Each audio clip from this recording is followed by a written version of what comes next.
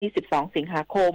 พบภาคตะวันออกเฉียงเหนือตอนบนเป็นพื้นที่เสี่ยงฝนตกหนักและเสี่ยงฝนตกหนักมากเนื่องจากร่องมรสุมพาดผ่านตอนบนของภาคเหนือและสปป.ลาวประกอบกับมรสุมตะวันตกเฉียงใต้ที่มีกำลังค่อนข้างแรงโดยมีพื้นที่เสี่ยงฝนตกหนักมากกว่า 90 มิลลิเมตรได้แก่จังหวัดบึงกาฬบริเวณอำเภอเมืองบึงกาฬบุงคล้าเสกาศรีวิไลและบึงโขงหลงอุบลราชธานีบริเวณอำเภอเมืองอุบลราชธานีปานสุ่มดอนมดแดงสว่างวีระวงศ์บุญทริกสิรินธรเดชอุดมนาเยียและพิบูลมังสาหารนครพนมบริเวณอำเภอท่าอุเทนศรีสงครามและนาว่าขณะเดียวกันปริมาณฝนที่ตกหนักสะสมในเมียนมาและสปป.ลาวยังส่งผลให้ระดับน้ำในแม่น้ำโขงเพิ่มสูงขึ้นต่อเนื่องทั้งนี้สทนช.ในฐานะสำนักเลขาธิการคณะกรรมาการแม่น้ำโขงแห่งชาติไทยได้ประสานประเทศสมาชิกคณะกรรมาการแม่น้ำโขงและสำนักงานเลขาธิการคณะกรรมการแม่น้ำโขงเพื่อติดตามข้อมูลปริมาณน้ำไหลเข้าระดับน้ำและแผนการระบายน้ำของเขื่อนในลุ่มน้ำโขงไว้ล่วงหน้าอย่างใกล้ชิดปิยาพันธ์ยังเทียนรายงานอธิบดีกรมปศุสัตว์ชี้แจงราคาไข่ไก่ปรับตัวสูงตามกลไกตลาดและปัจจัยฤดูกาลเตรียมหารือคณะกรรมการนโยบายพัฒนาไก่ไข่สร้างสมดุลราคาไม่ให้กระทบผู้บริโภคพร้อมยืนยันไข่ไก่มีเพียงพอไม่ขาดแคลนนายสัตวแพทย์สมชวนรัตนมังคลานนท์อธิบดีกรมปศุสัตว์กล่าวถึงสถานการณ์ราคาไข่ไก่ที่ปรับตัวสูงขึ้นส่วนหนึ่งเป็นเพราะต้นทุนการผลิตของเกษตรกรที่เพิ่มสูงขึ้นทำให้การปรับราคาเป็นไปตามกลไกตลาดและปัจจัยนอกฤดูกาลส่งผลกระทบต่อการออกไข่ของแม่ไก่ยืนกรงปัจจุบันคณะกรรมการนโยบายพัฒนาไก่ไข่หรือเอกบอร์ดเร่งประสานงานเพื่อสร้างความสมดุลระหว่างการช่วยเหลือเกษตรกรไม่ให้ขาดทุนและการคุ้มครองผู้บริโภคไม่ให้เดือดร้อนพร้อมยืนยันว่าปริมาณไข่ไก่ภายในประเทศยังมีเพียงพอต่อการบริโภคและไม่มีปัญหาขาดแคลนสำหรับกรณีกระแสข่าวที่มีการระงับการนำเข้าสินค้าไก่แช่แข็งจากจีนอธิบดีกรมปศุสัตว์ยืนยันว่าไม่ได้ถูกระงับทั้งหมดโดยไทยยังคงส่งออกไปจีนได้กว่า50%ของปริมาณเดิมซึ่งอยู่ระหว่างการประสานงานผ่านสถานทูตจีนและหน่วยงานที่เกี่ยวข้องเพื่อชี้แจงข้อมูลและรอการลงนามในพิธีสารฉบับใหม่กับทางสำนักงานศุลกากรแห่งสาธารณรัฐประชาชนจีนหรือ GACC ทั้งนี้ไทยมีสัดส่วนในการส่งออกไก่ไปจีนเพียงประมาณ10%เท่านั้นเมื่อเทียบกับการส่งออกรวมทั่วโลกกว่า50ประเทศในภาพรวมด้านการส่งออกไก่แช่แข็งของไทยสถานการณ์ยังอยู่ในระดับที่ดีชวนันท์มาลีรายงานการรถไฟฟ้าขนส่งมวลชนแห่งประเทศไทยจัดโปรโมชั่นวันแม่พาคุณแม่นั่งรถไฟฟ้า MRT ฟรี4 สายวันที่ 12 สิงหาคมนี้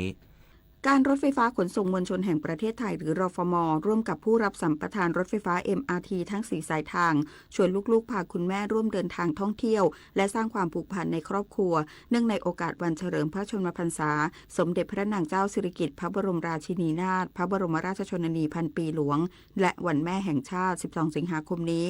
โดยรฟม.ได้ยกเว้นค่าโดยสารรถไฟฟ้า MRT ทั้ง4 สายทางให้กับคุณแม่ทุกคนที่เดินทางพร้อมลูกได้แก่สายสีน้ำเงินและสายสีม่วงสายสีเหลืองและสายสีชมพูคุณแม่สามารถแสดงตัวเพื่อรับบัตรโดยสารฟรีได้ที่ห้องออกบัตรโดยสารทุกสถานีตลอดเวลาทำการในวันที่ 12 สิงหาคมนี้ส่วนคุณลูกชำระค่าโดยสารตามปกติสำหรับผู้ที่ต้องการสอบถามรายละเอียดเพิ่มเติมสามารถติดต่อได้ที่ศูนย์บริการข้อมูลของรถไฟฟ้าแต่ละสายทางหรือแอปพลิเคชัน Bangkok MRT และ The Sky Train นพศรแก้วคำรายงาน1 คนลดน้อย100 คนลดมากรวมพลังทั้งชาติไทยไม่ขาดพลังงานจบข่าวอานนท์นันตะสุคนอ่านรับฟังข่าวครั้งต่อไปเวลา 7 นาฬิกาติดตามข่าวที่นำเสนอไปแล้วได้ที่ www.thainews.prd.go.th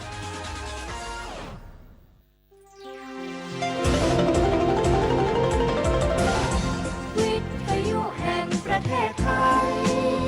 ให้ความรู้กู้ความสุข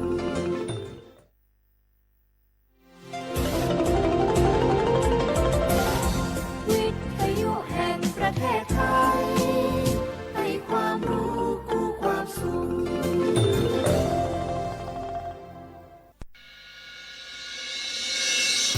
สถานีวิทยุกระจายเสียงแห่งประเทศไทยจังหวัดเชียงใหม่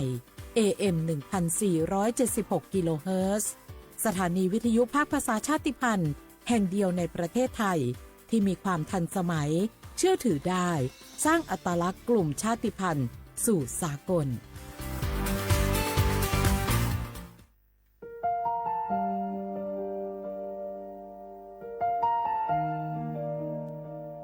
ขอน้อมเกล้าถวายอาลัย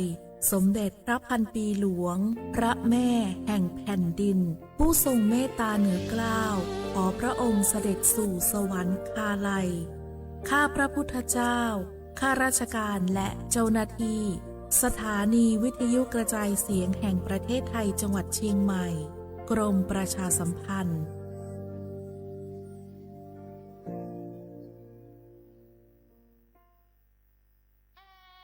คืน11 มิถุนาฟ้าร่ำไห้ประชาไทยวิปโยคโศกทวินกราบพระบาทอำลาน้ำตารินน้อมใจจินรำลึกพระกรุณาธิคุณน้อมสำนึกในพระกรุณาธิคุณข้าพระพุทธเจ้าคณะผู้บริหารข้าราชการและเจ้าหน้าที่สถานีวิทยุกระจายเสียงแห่งประเทศไทยกรมประชาสัมพันธ์พระบารมีปกเกล้าเพื่อปวงชนชาวไทยจากพระราชกรณียกิจนานับประการที่พระบาทสมเด็จพระเจ้าอยู่หัวและพระบรมวงศานุวงศ์ทรงทุ่มเทพระวรกายทรงงานอย่างไม่เหน็ดเหนื่อยเพื่อประโยชน์สุขของประสบนิกร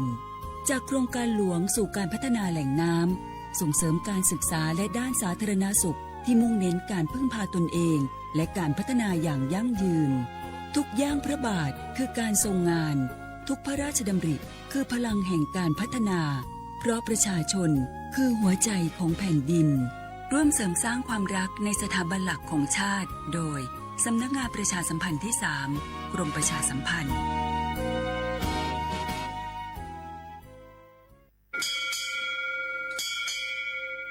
โอโบดาจ้าโอเวอร์ชอปเปอร์เหมือนสุงคาบอกว่าย้อซงโอดูธรรมาสถานีวิทยุภาษาชาติพันธุ์แห่งเดียวในประเทศไทยทันสมัยเชื่อถือได้แล้วพบกันที่สวทเชียงใหม่ AM 1476 กิโลเฮิรตซ์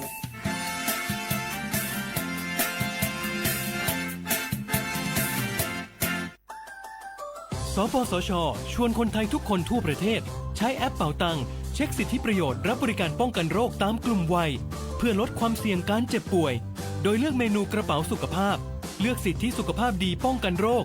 สามารถจองคิวพร้อมนัดวันและเวลาเข้ารับบริการได้ฟรีสะดวกรวดเร็วสอบถามเพิ่มเติมสายด่วนสปสช1330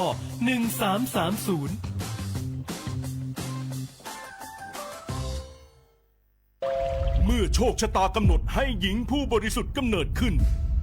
จากปฐมบทแห่งความรักอันยิ่งใหญ่การพลัดพรากการต่อสู้และบทพิสูจน์ความจริง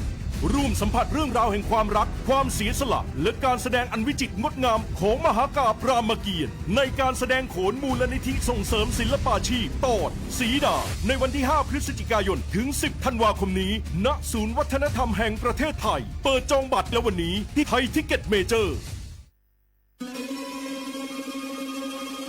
ก้าวสำคัญมาถึงแล้วเจียงใหม่นครหลวงของล้านนาสู่การเป็นมรดกโลกต่างวัฒนธรรมขององค์การยูเนสโกเมืองที่ยังมีชีวิตและมีประชาชนอาศัยอยู่ร่วมกันวันที่ 3-8 สิงหาคม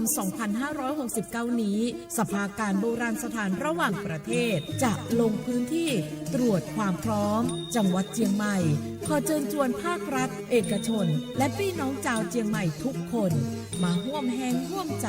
พัฒนาปรับปรุงพื้นที่ทั้ง 5 ประตู 4 แจ่งตามแนวคูเมืองและ 7 วัดสำคัญวัดเจียงมั่นวัดพระสิงห์วัดเจดีย์หลวงวัดพระธาตุดอยสุเทพวัดสวนดอกวัด7 ยอดและวัดอุโมงค์ช่วยกันดูแลให้สะอาดงดงามคงคุณค่าสถาปัตยกรรมดั้งเดิมเพื่อต้อนรับการตรวจครั้งสำคัญนี้ร่วมกันร่วมสนับสนุนเจียงใหม่สู่เมืองมรดกโลกต่างวัฒนธรรมโดยสวทเจียงใหม่สำนักงานประชาสัมพันธ์ที่ 3 กรมประชาสัมพันธ์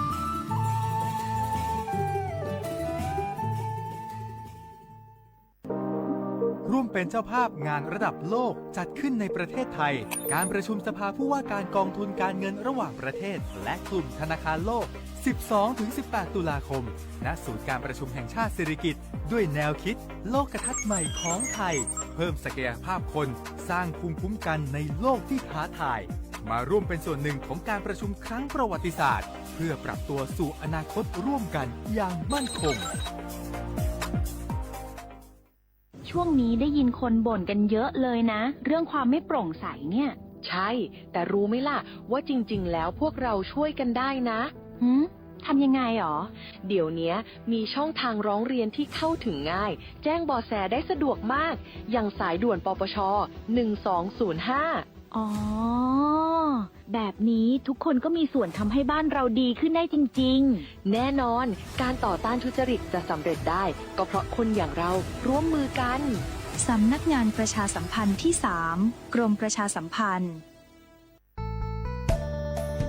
สถานีวิทยุกระจายเสียงแห่งประเทศไทยจังหวัดเชียงใหม่กรมประชาสัมพันธ์ประกาศรับสมัครบุคคลเป็นลูกจ้างเหมาบริการตำแหน่งพนักงานกระจายเสียงภาษาเมียนจำนวน1 อัตราเพื่อเป็นตัวแทนนำข่าวสารร่วมพัฒนาคุณภาพชีวิตชาวเมียนและเผยแพร่วัฒนธรรมท้องถิ่นให้เป็นที่รู้จักผู้สนใจ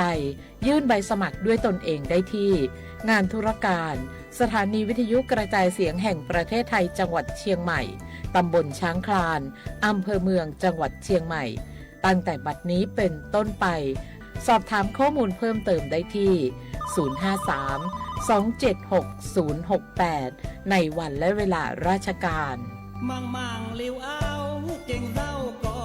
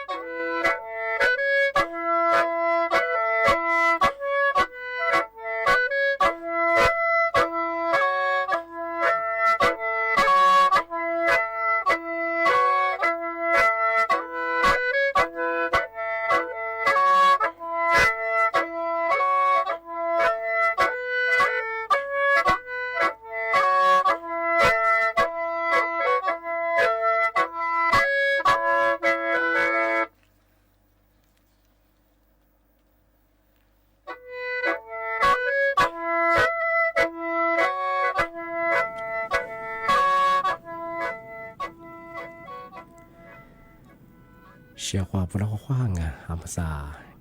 历史我都知道话，做不了我啊。อาวุลิสุงโงปากกาโกโงบรรยากาศจิ้นหมายงาสถานีวิทยุกระจายเสียงแห่งประเทศไทยจังหวัดเชียงใหม่สำนักงานประชาสัมพันธ์ที่3กรมประชาสัมพันธ์โดยยางะมังก็คือสปทเชียงใหม่แบบดังอ่ะอาวุไรกาลิสุงโงดมังโงบรรยาเน้นๆคือสมโมควานีจีโมทิโมลอยานีโมควานีสามโมนาทีนี้ความนี้คือนายเนี่ยสื่อที่นี้เรียนตัวจะช่วยง่า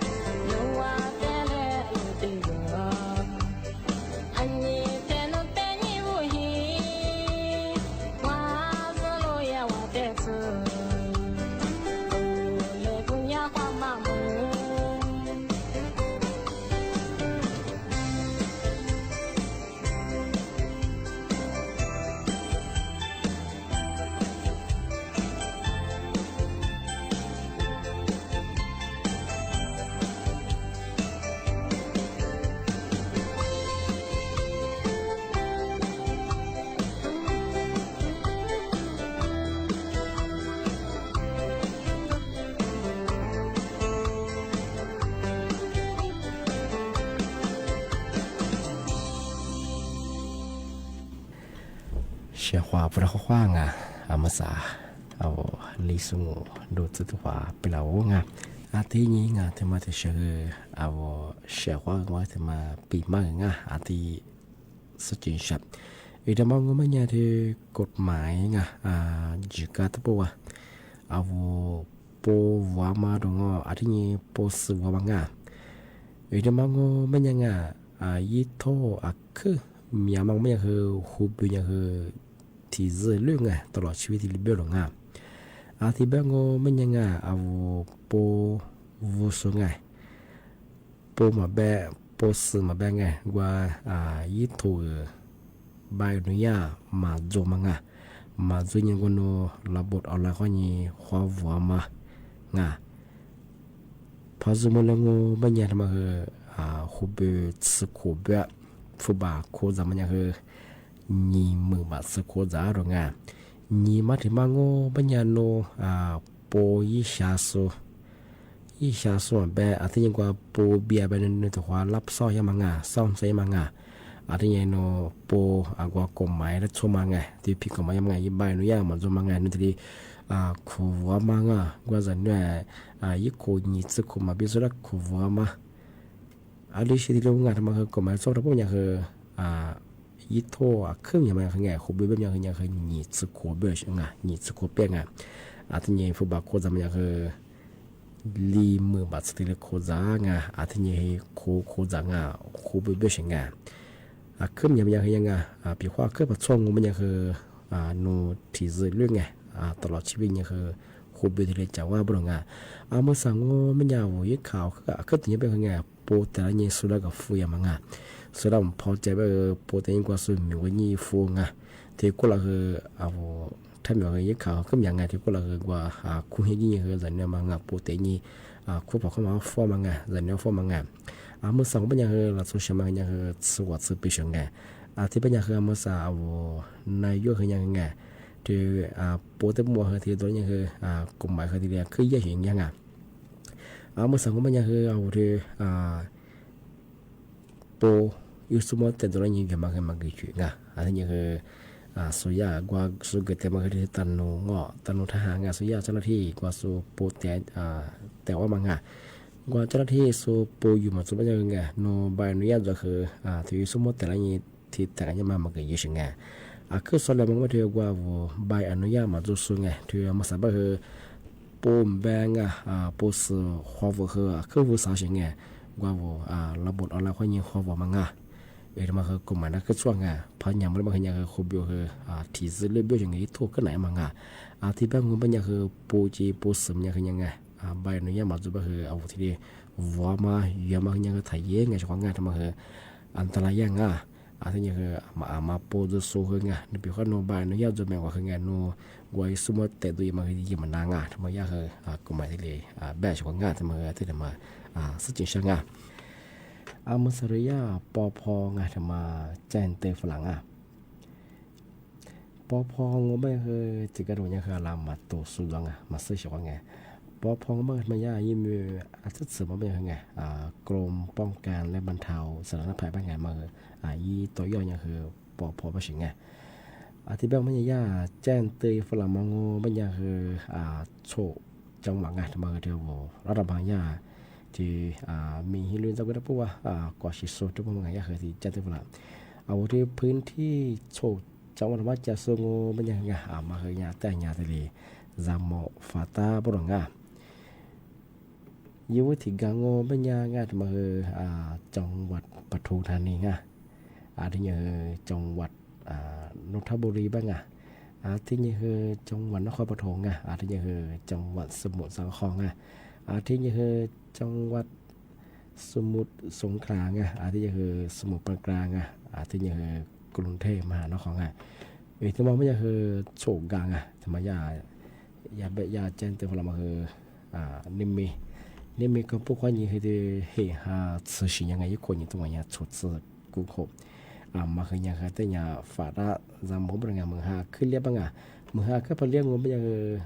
พื้นที่ยังที่ก็ต้องมีความเสี่ยงด้วยอาจจะจำมั้งอาจจะยังที่ว่าอยู่บางครั้งยังจะสั่งซื้อยี่ลามั้งอาทิตย์กว่าว่าที่นั่นที่เลยถ้าพวกจะส่งเป็นยังไงยิ่งเกิดมีจะส่งที่นี่มีก็พวกคนยังซื้อสิ่งนี้บางครั้งว่ายิ่งคลื่นทะเลมาเคยอะไรนี่ไม่ค่อยยังสามไม่ถึงบางบ้างว่าโดยจะพวกจะส่งว่าข้อจะส่งบางกับเบ็ดก็ส่งมาเคยถ่ายจีบางมาเคยมีเราหาขึ้นอยู่บางเคยอันตรายบริงานอาทิตย์บางยาหกจังหวัดที่ว่าจะสบายมาแต่ฝาราชวัง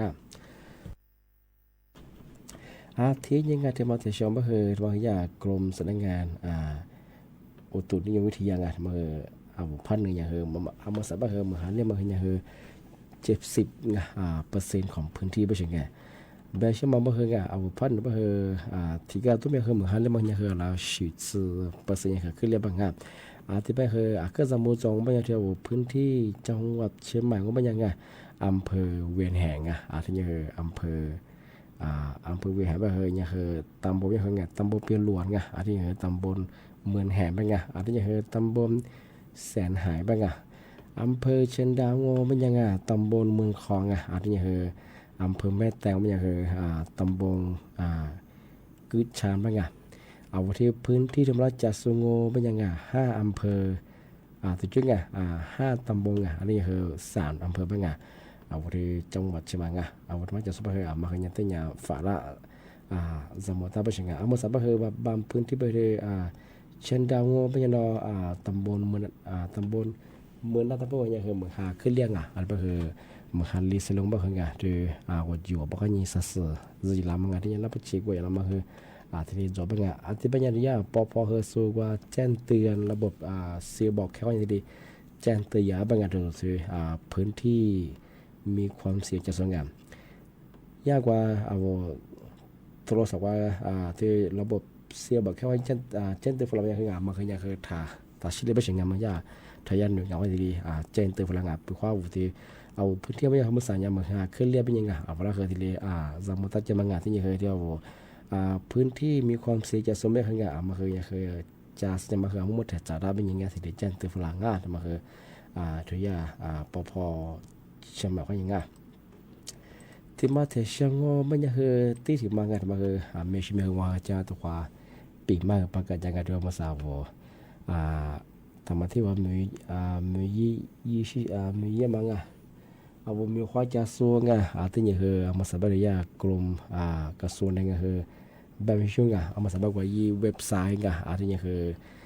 ยินดีเคยที่ส่งฝรั่งเชียงใหม่แล้วปีข้อย่าอีจะมองงไม่ยังเคยเอาถ้ามีส่วนกว่าธรรมที่ว่ามีข้อที่ยังมีที่ยีดูข้อเป็นยังไงฟูบคืออาบาที่มันเป็นยังไงคือมีไม่เคยยัง40,000เห็นมันสเปนเป็นคือปีข้อเอามาแต่ที่ว่ายินมาสอบปฏิบัติส่งเอาที่มีความจะสบายมาเขาแต่จะบังคับปีข้อนู้มาแกงไก่ย่างว่าบริษัทมาไก่ย่างมาชี้กุยขุดเตส่งในหน้าที่ผมเอาเมื่อสั่งงไม่ยังคือกลุ่มมิชาจิตวิทยาบริษัทที่ปอชานี่คือเวลาที่วอลายังไงแต่ประเทศญี่ปุ่นที่เป็นยังคือถูกคนละมาคือจวงเป็นยังเฉพาะมาคือก็จะมาจวงมาสัญญาคือเรียฟิบูยิปเพดมาใช้ยังไงบริษัทจัดหางานที่ระหว่างประเทศไงยาฮิตบางงมันยังคือ กว่าสูยืบบึงแต่ละยังกว่ายาพิบัวที่โลดำมังไงมันก็ยากกว่าต่างประเทศยิสุเป็นยังก็หลัดโชยิสุเป็นยังคือที่โลดังงานที่ยังคือย่ามียิบุไม่ยังคือต่างประเทศไม่ยังคือเกาหลีที่กลางงานที่ยังคืออิสราเอลที่กลางที่ยังคือไต้หวันที่กลางที่ยังคือออสเตรเลียที่กลางอันนี้การตรงงานไม่ยากที่กว่ายินตัวใหญ่ยิ่งได้เฉยไงที่เป็นยังเฉพาะปีข้อโนมาจิกแทงอีข้อมูลซึ่งกับกุญยิงกับเช่นมาสับเฮที่บริษัทญี่ปุ่นเฮมียุคโคเตสุเฮเวลาเกิดสุเฮมีอันนี้ไม่ยากกับส่วนแรงเฮแต่มาที่ตีฝรั่งมาที่แต่ประเทศยินมาสปอร์ตเราไม่ยังไงมีคนจะสุเฮมาแต่กับกุญยิงกับเช่นบางงานที่มายากเฮมาสับเฮที่ว่าภาคอีสานบัวเฮไงสุดูหล่อยสุไงสุยสุเกิดสุเฮขึ้นมีอะไรไงมาสับสูแจ้งความสุขเนี่ยคือนี่ซื้อลิวงานมาคือไม่ถึงมังอะไรแบบถ้าเหมือนสุดแล้วคือไงเล็กจิ้มเชิงลิสุงมาอะไรตัวมีเยอะไงมาแก่ไก่ยามาก็เชียบริษัทมาแก่ไก่แบบคือวิข้อมูลสุขกับคุณยังไงทำมาถึงมาปีมาเจอตัวอย่างที่เป็นยังไงเชื่อว่าไงทำมาได้เชื่อนั่นแหละคือมึงว่าที่ว่าเงินนั่งไงทำมาก็เชื่อว่าเชื่อว่าเอาแต่ยาบ้านที่จะสุงไงมึงว่าเดี๋ยวฝรั่งนั่งยังเชื่อว่าไง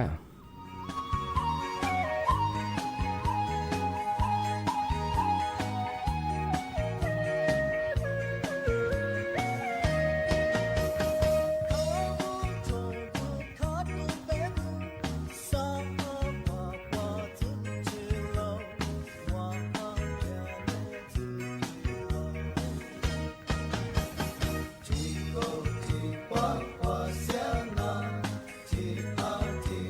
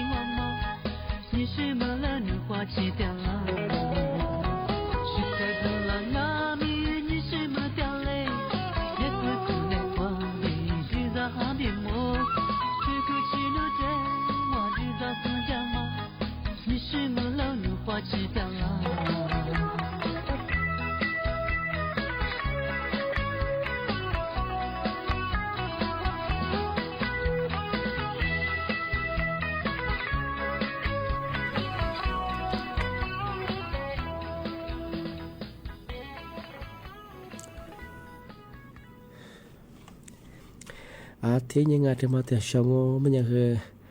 เอาเสียงเราคือถึงมาแต่จำมาอื่นช่าง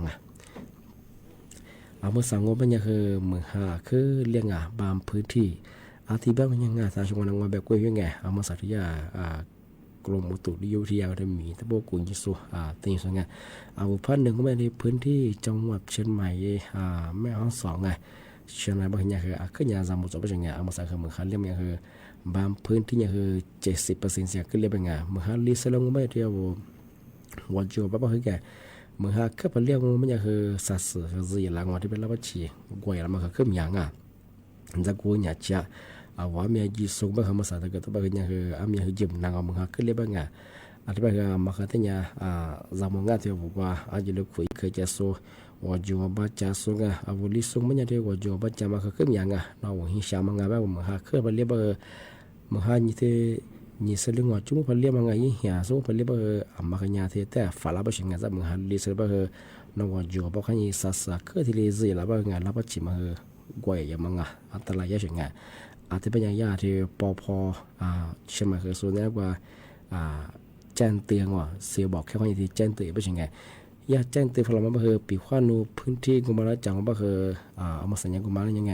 มึงหาขึ้นเลยบ่สัญญาว่าอีข้อความที่แจ้งเตือนอย่างอันนี้ก็เป็นข้อนู้นทดสอบพัฒนาก็คือตัดสินได้เป็นยังไงบางอย่างที่เจ้าฝรั่งเอาที่ข้อความมาพามุไม่ยังไงมาคือ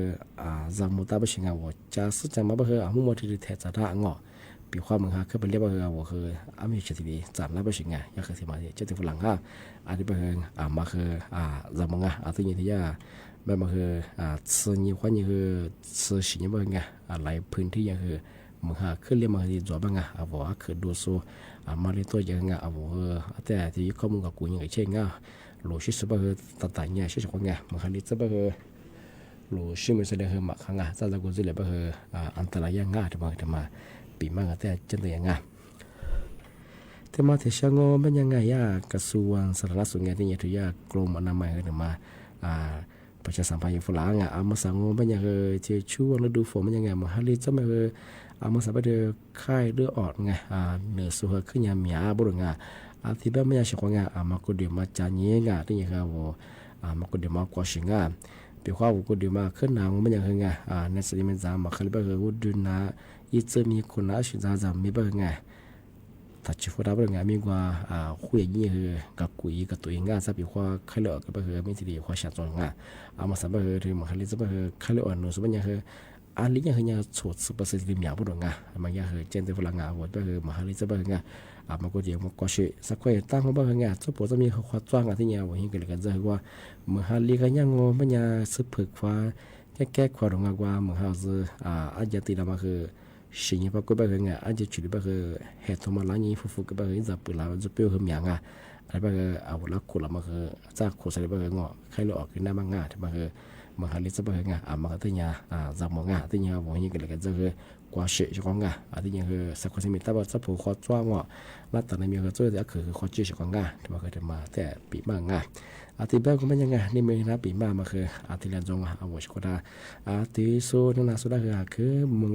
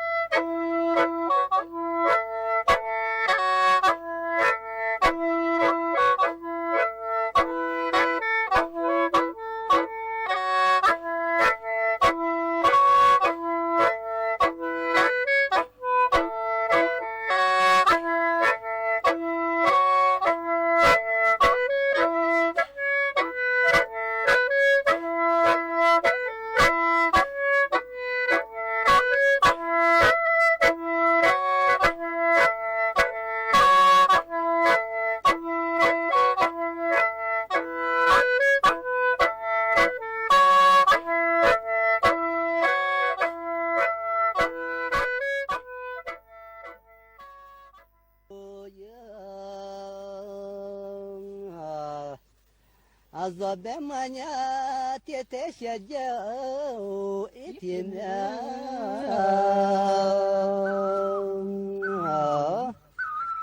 hamela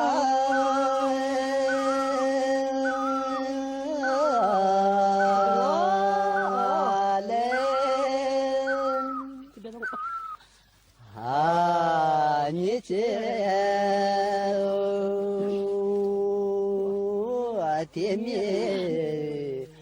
والله لا يا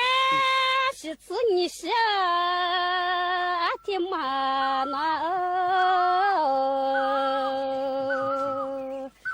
زادي زكاة